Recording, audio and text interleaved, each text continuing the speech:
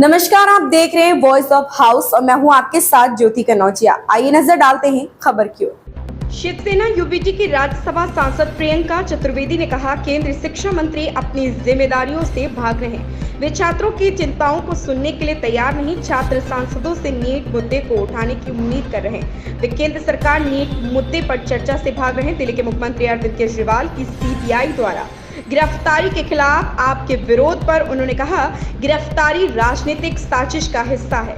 केंद्रीय एजेंसियों के दुरुपयोग के खिलाफ हम सभी को विरोध प्रदर्शन में भाग लेना चाहिए। ये वो एजुकेशन मिनिस्टर हैं जो अपनी जिम्मेदारी से भाग रहे हैं।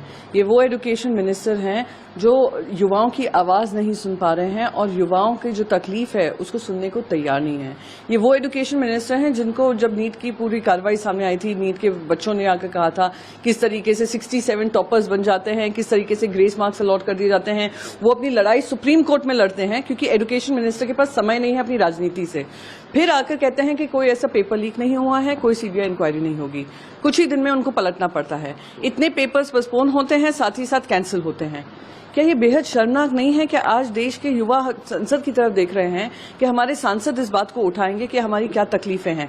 ये सिर्फ युवाओं की बात नहीं है, देश के फ्यूचर की बात है और वो अपनी जिम्मेदारी से भाग रहे हैं और जवाब देना नहीं चाह रहे। हम कह रहे थे कि राष्ट्रपति का जो अभिभाषण हुआ उस पर हम सब चर्चा में शामिल होंगे, पर ये मुद्दा बहुत इंपॉर्टेंट है जो आप आपातकाल की बार बार बात कर रहे हैं। वो 5 दशक पहले हुआ था, उससे इन युवाओं को कोई लेना देना नहीं है। आने वाले समय में जो उनकी करियर पे इमरजेंसी लगी हुई है उस पर चर्चा कर लीजिए, पर उससे भी भाग रहे हैं। ये स्पष्ट करता है कि ये इनके दांत दिखाने के कुछ और, खाने के कुछ और हैं। देखिए, जिस अनाउंस हुए हैं का ये सब ऑनलाइन मोड पे होगा। क्या एजुकेशन मिनिस्टर ये आश्वासन दे सकते हैं कि कोई टेक्नोलॉजिकल इश्यूज नहीं आएंगे, टेक्निकल डिफिकल्टीज नहीं आएंगी, इंटरनेट की सुविधा हर सेंटर पे जो सेंटर्स अलॉट किए जाएंगे उन सेंटर्स में रहेगी?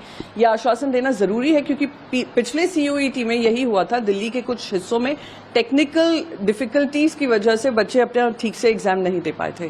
तो ये अब एजुकेशन मिनिस्टर की जिम्मेदारी है। इतना समय बीत गया है, इतना आपकी विफलताओं का ये जीता जागता सबूत है जो आपको फिर से ये री एग्जामिनेशन करने पड़ रहे हैं। उम्मीद करती हूं कि इस बार बच्चों के साथ और बच्चों की फ्यूचर के साथ खिलवाड़ नहीं करेंगे। इस खबर में बस इतना ही। बने रहें वॉइस ऑफ हाउस के साथ। लेटेस्ट अपडेट से जुड़े रहने के लिए हमारे चैनल वॉइस ऑफ हाउस को सब्सक्राइब करें, लाइक करें और बेल आइकन दबाना बिल्कुल ना भूलें।